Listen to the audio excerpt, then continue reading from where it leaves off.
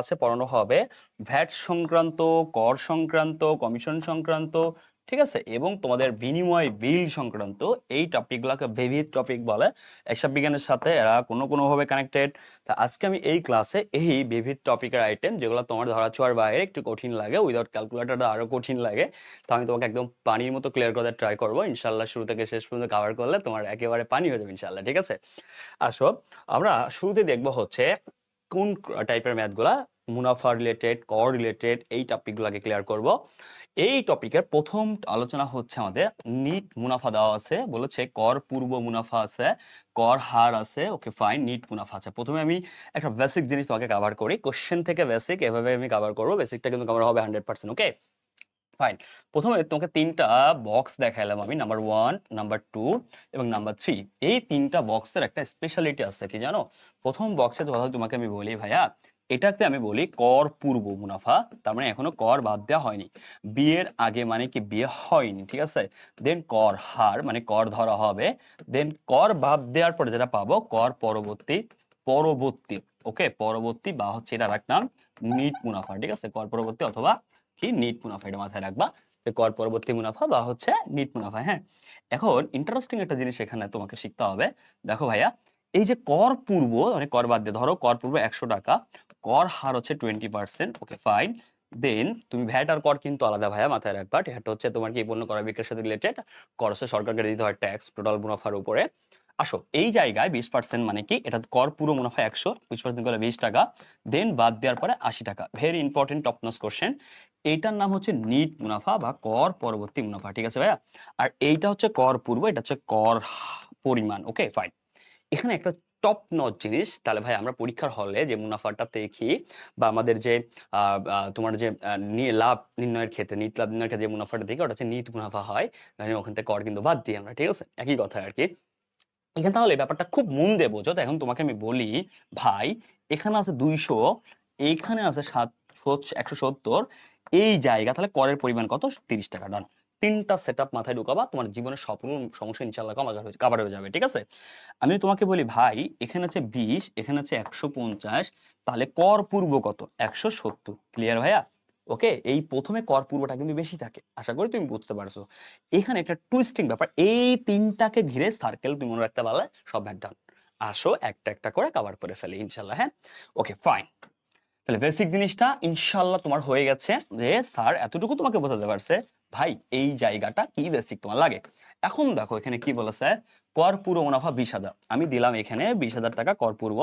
দেন কর হারের পরিমাণ 10%, 10% করো, 10% একটা শূন্য বাদ, দ্যাটস মিন 2,000, 18,000 টাকার নাম কি? নিট মুনাফা বা কর পরবর্তী মুনাফা। শেষ, ডান। আসো, এরপরে বলেছে করের পরিমাণ 5,000, নিট মুনাফা 15,000 হলে কর পূর্ব কত? দেখো ভাইয়া, করের পরিমাণ হচ্ছে 5,000, তাই তিনটা বক্স, প্রথম বক্স, দ্বিতীয় বক্স, ওকে ফাইন।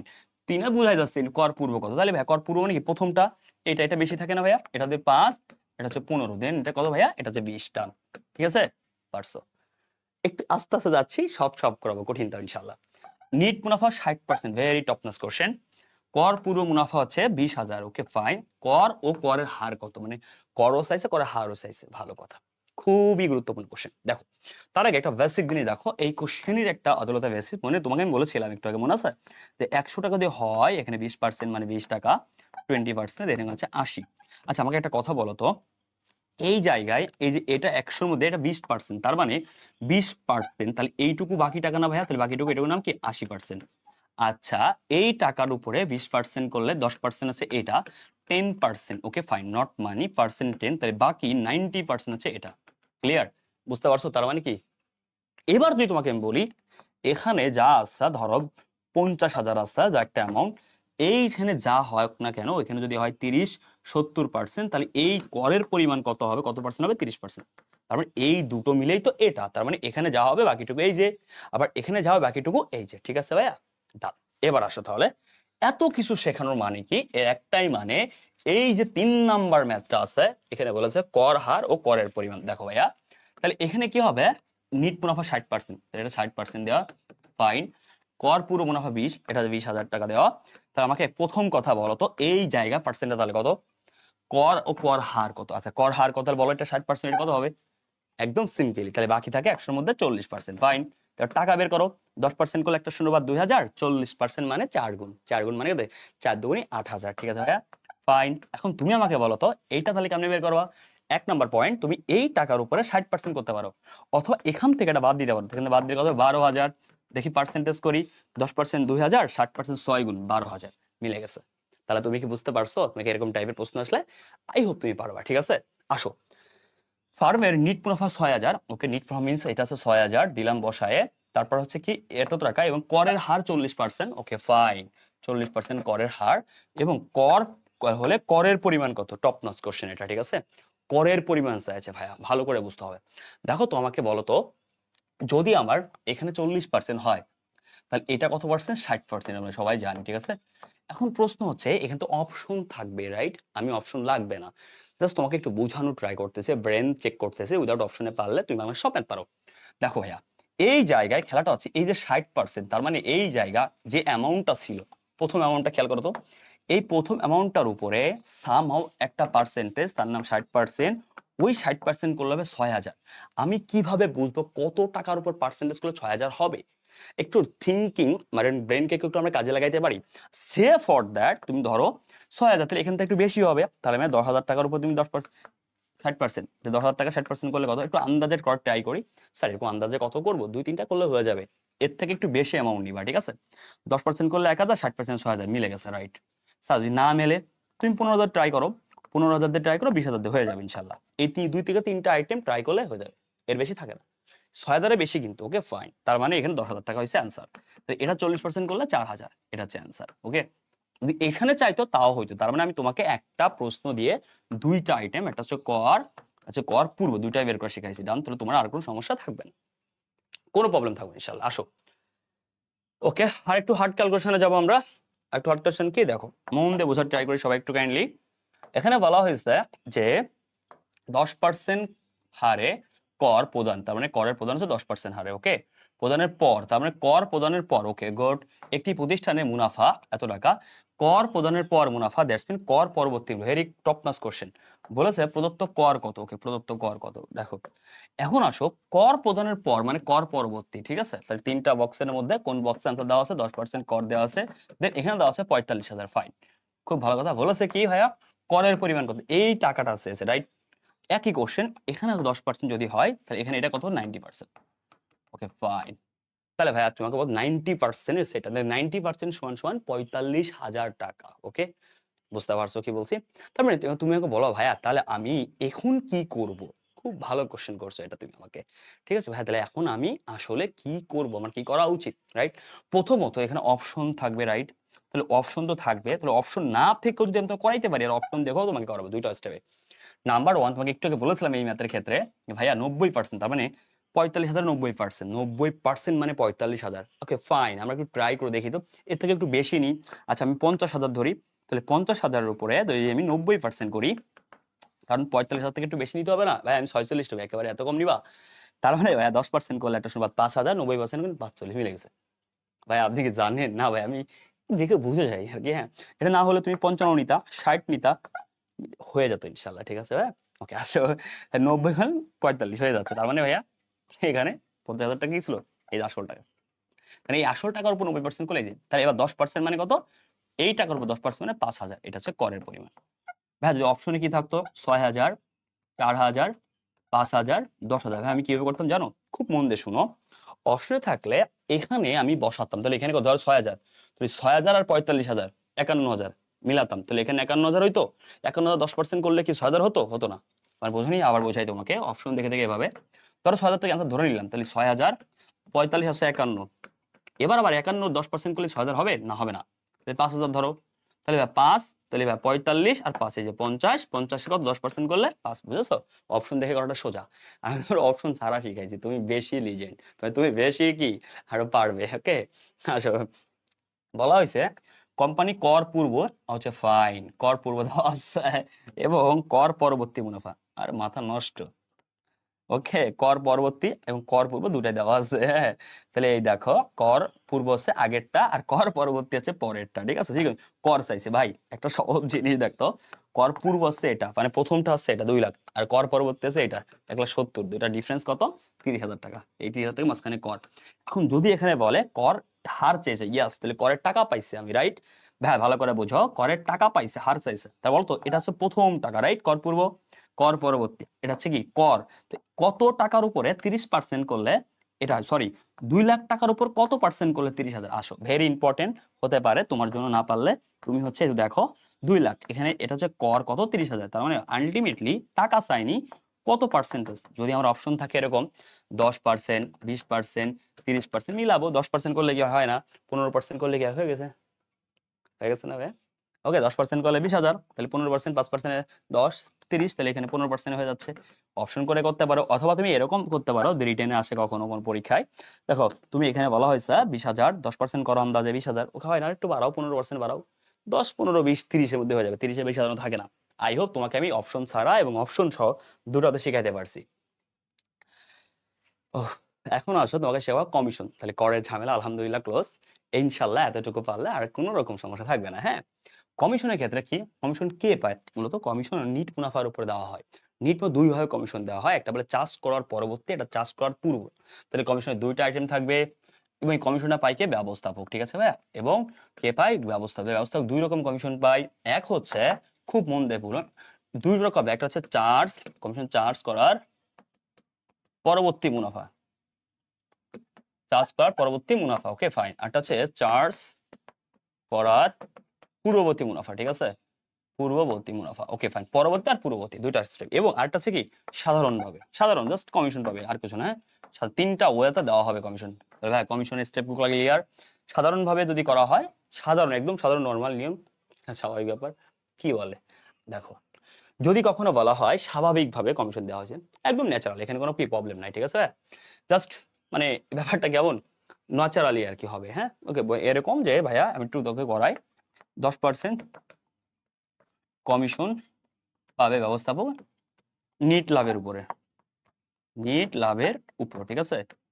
এখানে নিট লাভ কত আছে? 50,000, শেষ। তাহলে কমিশন কত?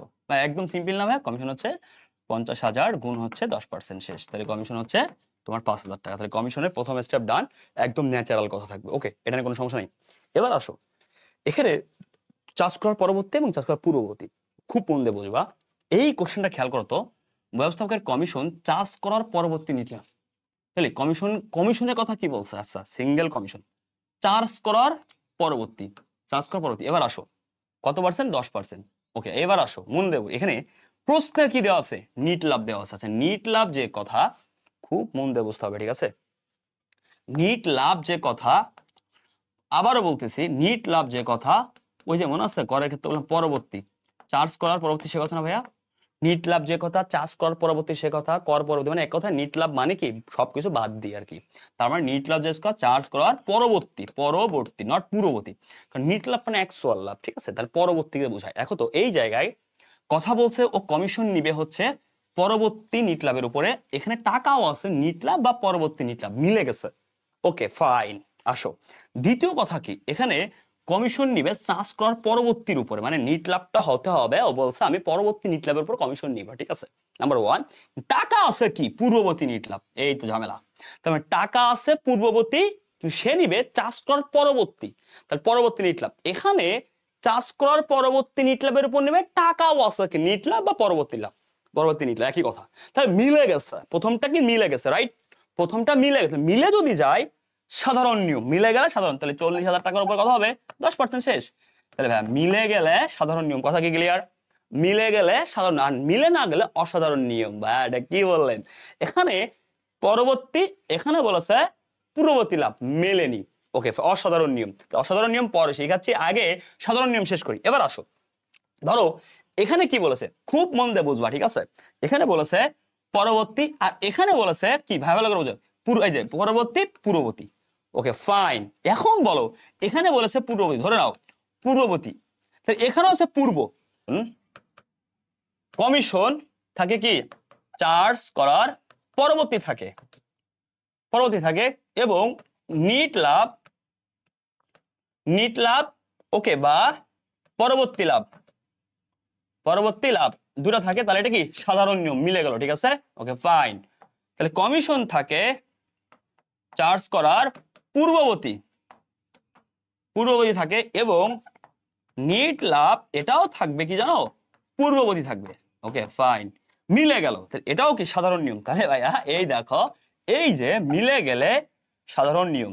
অমিলটা কেমন হয়, অমিলটা এভাবে হয়, কমিশন থাকে চার্জ করার পরবর্তী, পরবর্তী, আর নিট লাভ থাকে, নিট লাভ থাকে কি জানো, নিট লাভ থাকে পূর্ববর্তী, মানে এক কথায় পূর্ববর্তী নিট লাভ, পূর্ববর্তী।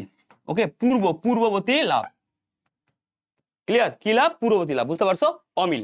আরেকটা অমিল হয়, কমিশন থাকে পরবর্তী, সরি এখানে পরবর্তী আছে, পূর্ববর্তী, পূর্ববর্তী, আর নিট লাভ থাকে কি, নিট লাভ থাকে পরবর্তী, বুঝছো, এই যে অমিল, এক কথা অমিল। এই অমিলের ক্ষেত্রে অসাধারণ নিয়ম। তাহলে সাধারণ নিয়ম কি ডান, সাধারণ নিয়ম সিম্পল ধরতে, সাধারণ নিয়ম কি ডান, সাধারণ নিয়ম কি ডান, আই হোপ তুমি ডান হইছো। তার মানে সাধারণ নিয়মে কোনো রকম ঝামেলা নাই, আই হোপ এখানে কোনো সমস্যা কি হবে না। ওকে ফাইন, দেখি পরবর্তী কিনা, ইয়েস পরবর্তী। তাহলে ভাই কয় পার্সেন্ট, 40,000 আর 5%। দেখো তাহলে আমরা কিভাবে করি, তাহলে ভাইয়া ক্যান্সারটা এভাবে হবে, 40,000 যেহেতু বলেছে পরবর্তী, গুণ ভাইয়া শতকরা পার্সেন্টেজ বাই 100, এই যে প্লাসটার কথা বলছিলাম আমি, যোগ পার্সেন্টেজ। তার মানে ভাইয়া এইভাবে ক্যালকুলেশন করতে হবে কমিশনের অসাধারণ নিয়মের পরবর্তীর ক্ষেত্রে। পরবর্তী এই সেম ম্যাথ যদি বলতো এই জায়গায় কমিশন, দেখো কমিশন কি পূর্ববর্তী, আর এখানে যদি বলতো পরবর্তী, তাহলে কি হতো, কমিশন এই সেম ম্যাথের ক্ষেত্রে যদি বলতো পূর্ববর্তী, তাহলে আমি করতাম 40,000 গুণ 5 বাই 100 মাইনাস 5, জাস্ট এই মাইনাস চিহ্নটা, শেষ। ওকে, তাহলে তোমাকে আমি বলি, কমিশন চার্জ করার পূর্ববর্তী মুনাফা 10%, আর নিট লাভ দেওয়া আছে, নিট লাভ যে কথা আমাদের ভাইয়া কি কমিশন পরবর্তী লাভ সে কথা কত, 20,000। তাহলে কি করতা, এই যে 20,000 গুণ 10 ভাই 100 প্লাস 10, শেষ। ওকে, এভাবে অ্যান্সার করতে হয়ে গেল। তো এই টেকনিকটা তোমার মাথায় ঢুকে নিয়ে দাও, আশা করি তুমি সাধারণ নিয়ম অসাধারণ নিয়ম তুমি লাইফে কোনো জায়গায় বাদবে না। কমিশন নিয়ে, এই কমিশনে কিছু আজাইরা কিছু প্রশ্ন আছে তোমাদের সেকেন্ড পেপার অংশীদারি থেকে আসে, দেখার ট্রাই করি। এখানে বলেছে যে এই জিনিসটা একজন কর পরবর্তী নিট লাভের উপরে, মানে পরবর্তী নিট লাভের উপরে গ এর, মানে এক কথায় তোমার যে নিট লাভ অথবা কর প্রতি একই কথা, ফাও লিখেছে দুইটা কথা এখানে একসাথে, রিডান্ডেন্সি হয়ে গেছে, বুঝছো।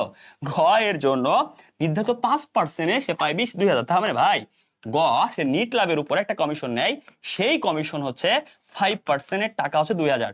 তার মানে এই মোট নিট লাভটা দেওয়া নেই। আসো এবার আসো, বলেছে মুনাফা পায় ক খ গ, এরা তিনজন সম অংশের সমান হলে কারবারের মুনাফা বাবদ ক কত পাবে। ওকে ফাইন, আসো ক কত পাবে ভালো করে শোনো, টেকনিক দিয়েছে তোমাকে। 5% হয় 2,000, তাহলে আসল টাকা কত ভাইয়া, তুমি একটু ওই যে বলেছিলাম না একটু ধরে ধরে করার সিস্টেমটা, আমি ধরে নিলাম এখানে 5,000 ধরলাম, কোনো সমস্যা নেই। তাহলে 5,000 যদি আসল টাকা হয় মানে নিট লাভ, ঠিক আছে ওকে ফাইন, এর উপরে 5% কত, 10%, একটা শূন্য বাদ 500, অর্ধেক কত হবে 250, এখানে তো 2,000 অনেক কেমন। ওকে একটু বড় ধরতে হবে, রাইট। এখানে ভাইয়া তোমার ধরো 10,000 ধরলা, 10,000-এ 10% করলে কত ভাই 1,000, 5% করলে কত ভাইয়া 500, অনেক কেমন ধরে 20,000 ধরি, একটু বড় ধরি, 20,000 10% করলে কত 1,000, 5% অর্ধেক কত হবে ভাইয়া, 20,000-এ 10% করলে 2,000, অর্ধেক করলে কত 1,000 হবে না, তাহলে আরো বেশি ধরতে হবে, রাইট। একটু কঠিন হচ্ছে তোমার জন্য, যে তুমি যদি উইদাউট ক্যালকুলেটর করতেছো, ধরে ধরে করাটা ভালো। 40,000 ধরো তুমি, 40,000 কত হবে, 10% করলে 4,000, ওকে 5% অর্ধেক, অর্ধেক মিন্স 2,000, শেষ।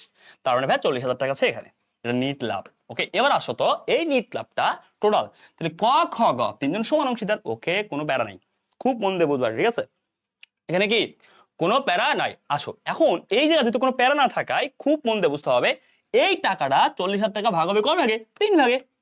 এটা আমার নিট লাভ, কারণ বলেছে কর পরবর্তী নিট লাভ বা শুধু নিট লাভের উপরে সে গ 5% কমিশন পাওয়া 2,000, তার মানে সে আসল টাকা নিট লাভটা ছিল এই 40, কেমনে বের করছি, এই 40-এর 5% করে দেখো 2,000 হবে, শেষ। আসো এই ভাগ করবে কেমনে, 3 13 39, আরে ভাই 13,000 তো যায়, তারপর দেখতেছি তার 3 13 39, 39 শেষ, বাকি দেয় কত ভাইয়া 1,000, তাহলে 1,000 ভাগ 3, তাহলে এখন সবাই জানি 333 কেন 300 দিয়ে গুণ করলে 300 গুণ 3 900 আর থেকে 33 গুণ 3 99 সামথিং 1000 তার মানে ভাইয়া 333 তার মানে যোগ টোটাল হবে 13,333 সামথিং 33 শেষ একজন পাবে।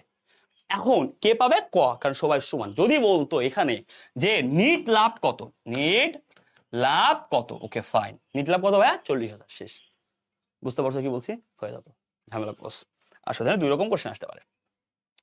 এরপরে তো আমাদের কি আছে এরপর আছে আমাদের ভ্যাটের আইটেমটা আমরা এখন ভ্যাটের আইটেমটা দেখবো ঠিক আছে পারফেক্টলি খেয়াল করবা বলেছে এখানে ভ্যাট প্রদ ভ্যাট তারপর হচ্ছে তোমার প্রাদ অনেক কিছু থাকে প্রথমে শিখো ভ্যাট জিনিসটা কি ভ্যাট হচ্ছে ভ্যালু অ্যাডেড ট্যাক্স ওকে এটা ফুল হচ্ছে VAT VAT value added tax এই জিনিসটার বাংলা নাম হচ্ছে ভ্যালু মানে কি মূল্য মূল্য অ্যাডেড মানে সংযোজন সংযোজন আর ট্যাক্স মানে হচ্ছে কর তার মানে ভাইয়া বাংলায় সহজে বলে মূসক ওকে 1991 সালে চালু আমরা জানি এত ডিটেলস না বলি বাংলাদেশের নির্ধারিত আইন অনুযায়ী ভ্যাট কত 15%।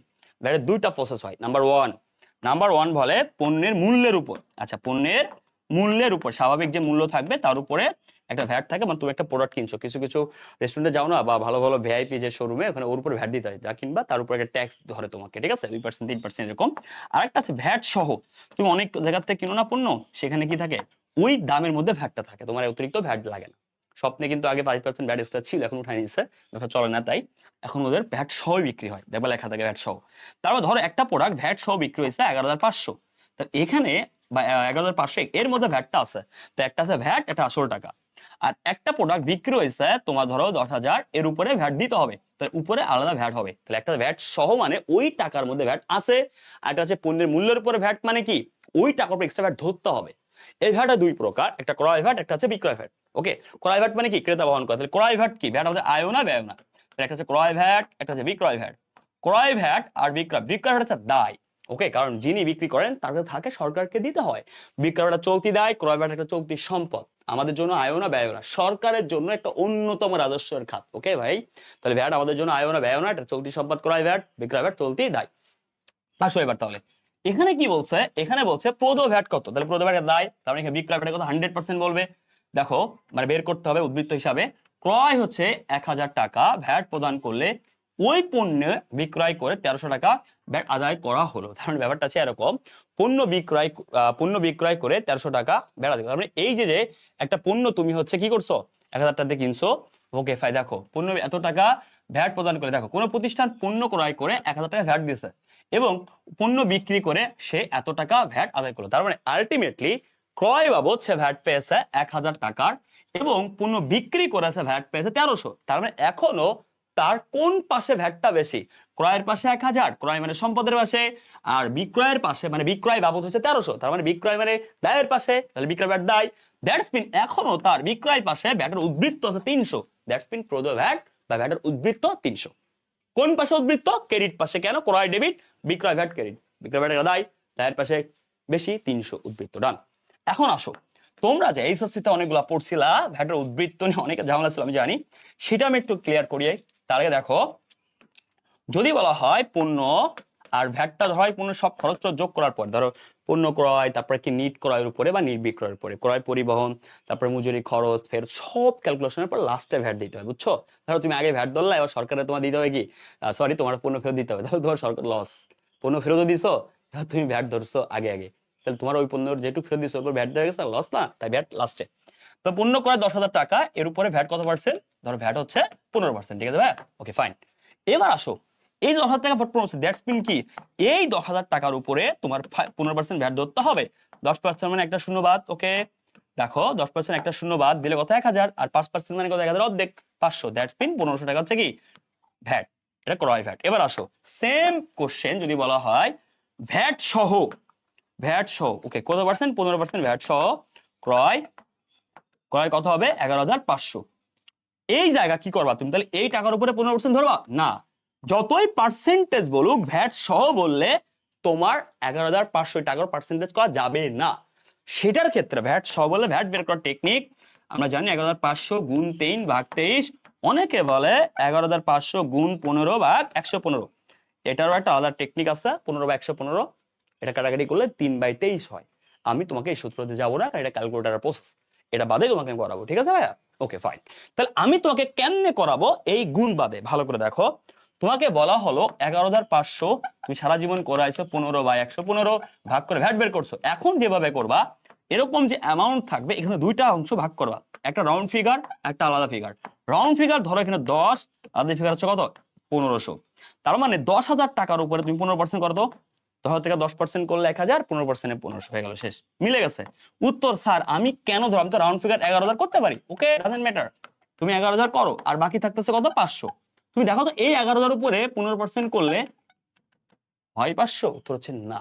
এইভাবে নিজেকে প্রুভ করতে হবে। যেমন তোকে বলা হয় 23,000 টাকা, ওকে এখানে ভ্যাট সহ, এর ভ্যাট কত, রাউন্ড ফিগার তুমি কত করবা, ওকে রাউন্ড ফিগার করতে পারো 21 এক্সট্রা 2, রাউন্ড ফিগার করতে পারো তুমি 22 এক্সট্রা 1, ওকে ফাইন। এভাবে করে দেখবা 20 করো, তাহলে 20,000 যদি করা হয় 20,000 উপর কত 15%, আর ভ্যাট সহ যদি কিছু নাও বলে তাও 15% ভ্যাট, মানে ব্যাপারটা বুঝতে পারছো, 15%ই ভ্যাট। হ্যাঁ, এরপরে তুমি 15% করো, দেখো তো তোমার এক্সট্রা যে 3 করলাম মেলে কিনা, 10% করলে 2,000, 5% 2,000 অর্ধেক 1,000, 3,000 মিলে গেছে। তার মানে তুমি বুঝছো এটা আসল টাকা, এটা ভ্যাট।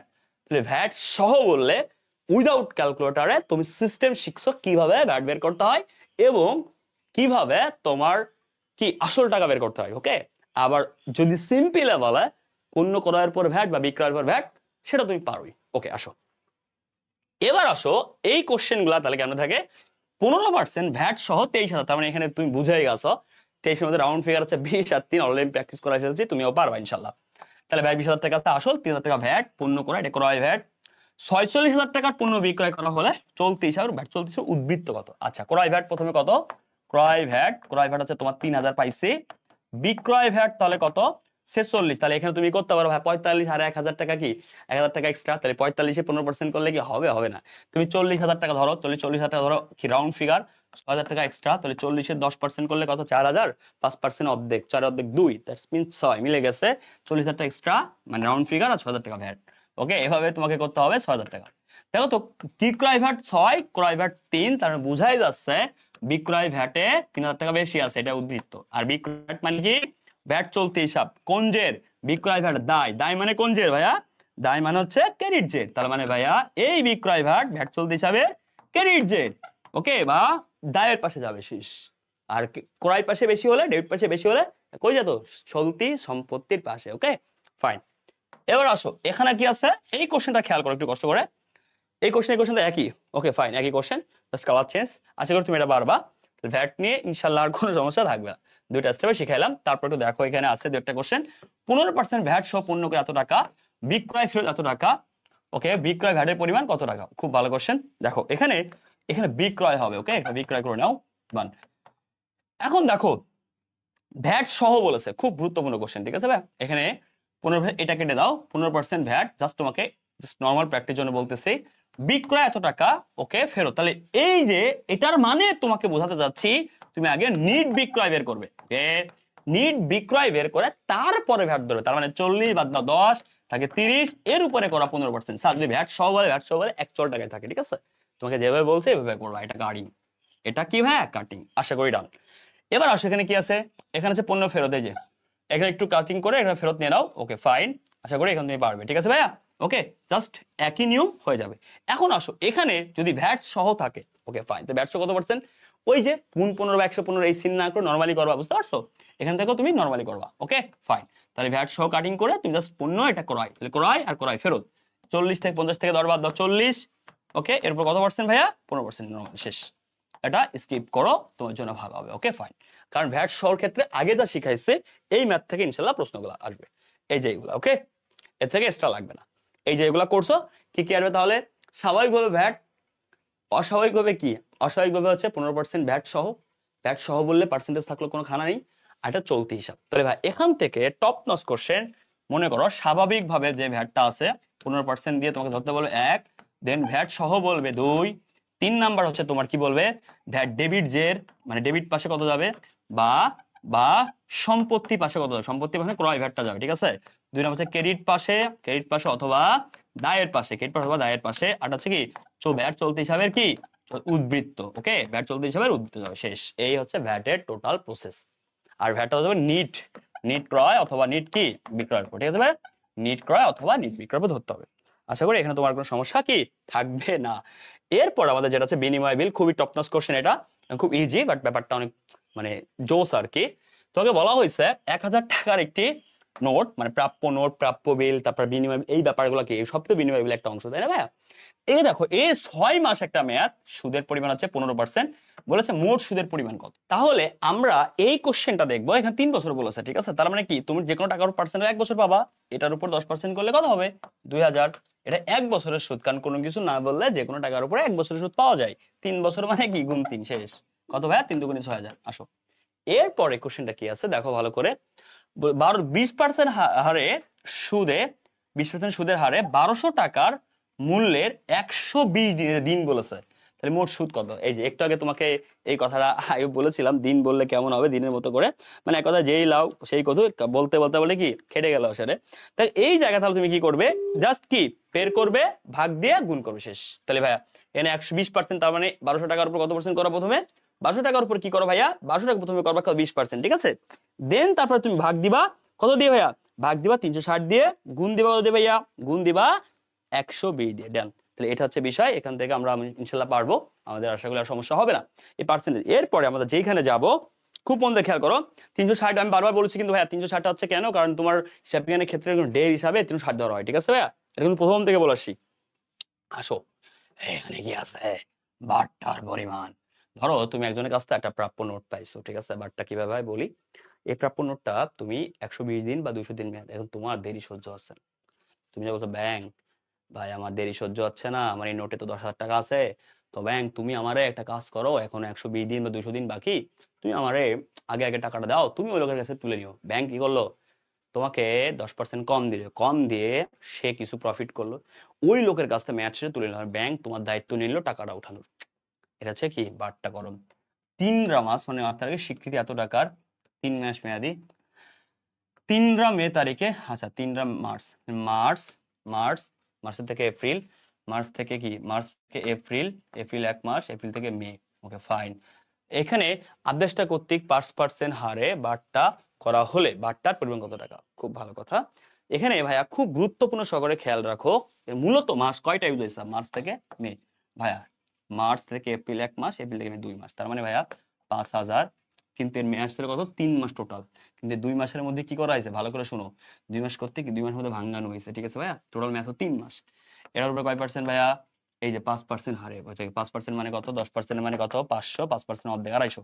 এটা টোটাল সুদ। এখন এই সুদটা তো ভাইয়া টোটাল 3 মাস মেয়াদি হওয়ার কথা ছিল, কিন্তু 3 মাস না হওয়ার কারণে দেন কি হয়েছে, এই সুদটা 2 মাস হয়ে গেছে, রাইট ভাইয়া? তার মানে ভাগ 12 গুণ হচ্ছে 2।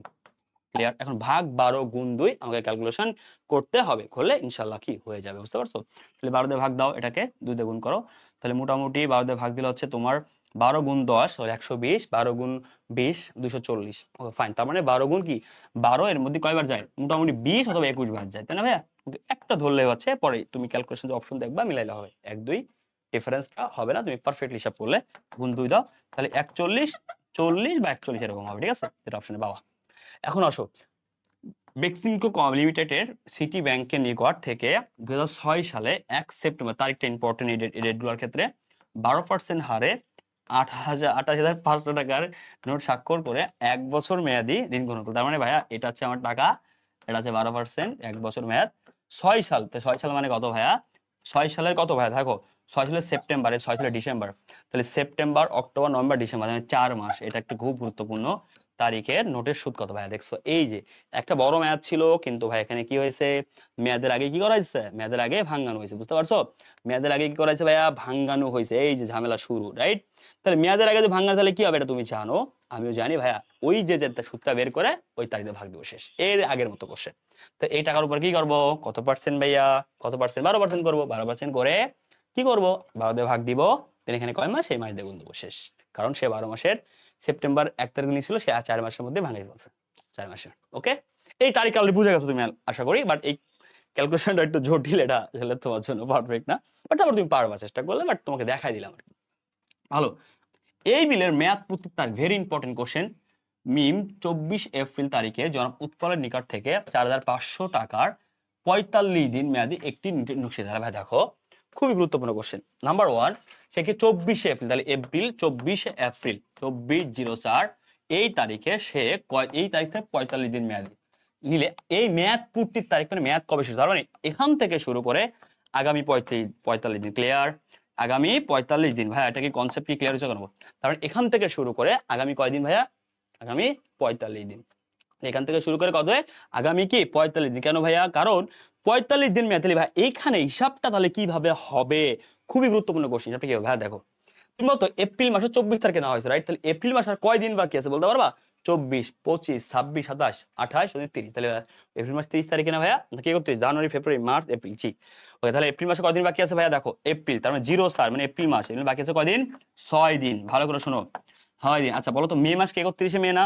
তাহলে দেখো খুব গুরুত্বপূর্ণ, সরো মে মাস মানে কি 5, তাহলে মে মে মে মাস হচ্ছে 31, তাহলে 31 দিন, এখানে 31 দিন। তাহলে 31 আর 6 কত হবে? 31 আর 6 37 দিন, লাগবে 45। তাহলে ভাইয়া জুন মাস মানে 06, জুন মাসে কয়দিন লাগবে?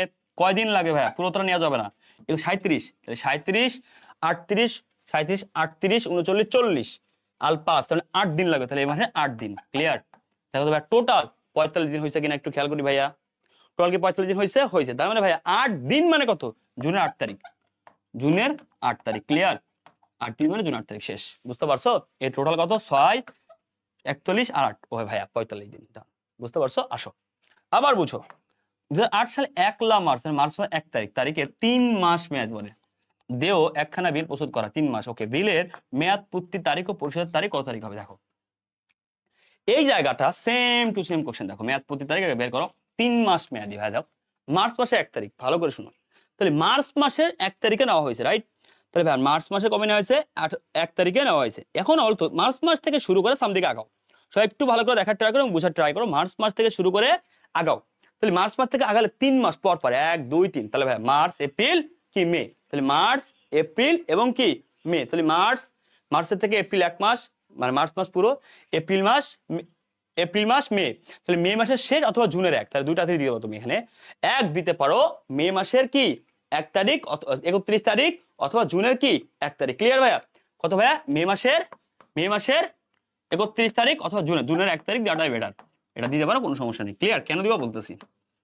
ফাইন। তার মানে মে মাসের 31 যে কথা, জুনের 1 সে কথা। ওকে, এখন আসো, কারণ যেহেতু তোমার এখানে পরিশোধের তারিখ যখন বলবে, ও মাই গড, ভেরি ইম্পর্টেন্ট, এটা মেয়াদ পূর্তি। তাহলে মেয়াদ পুরার পরে যখন পরিশোধ করা হবে, ওকে, তাহলে কমপ্লিট করা হবে লেনদেনটা, এই পরিশোধের সাথে অনুগ্রহ দিবস 1 দিন, তারপর তোমার হচ্ছে এক্সট্রা 3 দিন যুক্ত করতে হয়। মানে এটা মানে কেন করতে হয়, এটা অনেক রুলস রেগুলেশন, তুমি জেনে নাও। শুধুমাত্র যখন তোমার এই মেয়াদ পূর্বে তারপর এক্সট্রা 3 দিন যুক্ত হবে, তাকে বলে পরিশোধের তারিখ। ওকে ভাইয়া?